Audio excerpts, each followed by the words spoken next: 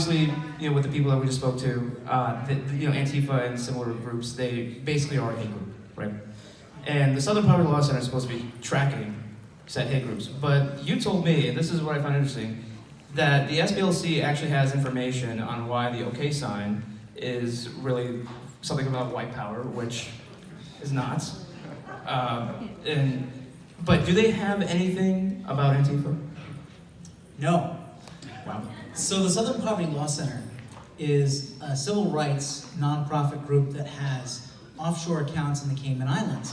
They have an endowment of $500 million, and they're using that money for exactly what Andy said, the normalization of political violence. What we have in this country is a history, and it's a sad history in some places.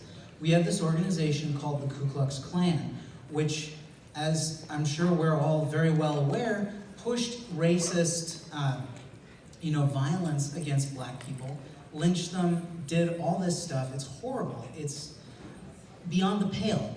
And the Southern Poverty Law Center came in and said, let's sue the KKK out of existence. And so many of us would cheer that. It's a good thing that the Southern Poverty Law Center went after them. But the funny thing is, the Southern Poverty Law Center defeated the KKK and similar groups, and then they thought, oh, we're just getting started.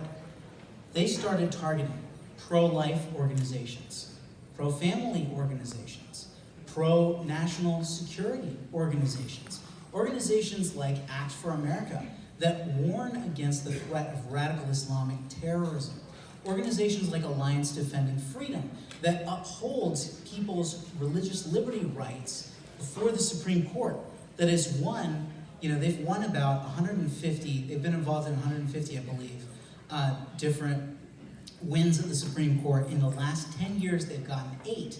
And they've represented Masterpiece Cake Shop, the case of Jack Phillips. They're an upstanding organization, but the SPLC goes in and says, look, this is a hate group, just like the Ku Klux Klan. No person of good conscience should be able to support these organizations.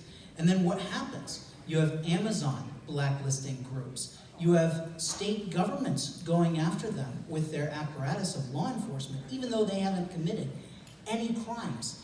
You have big tech, corporations, all sorts of people blacklisting these people. And even last year, Mar-a-Lago canceled an Act for America event. And all of this actually is worse because in 2012, the Family Research Council got attacked by a gunman who had a bag of Chick-fil-A chicken sandwiches. He was going to shoot everyone in the building and smear a Chick-fil-A chicken sandwich in their faces. This guy got 25 years in prison, and this guy got the idea from the Southern Poverty Law Center. He told that to the FBI.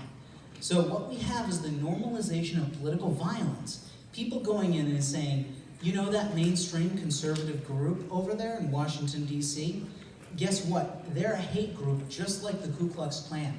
They need to be cut off by everyone. And by the way, after that attack, SPLC still calls FRC a hate group.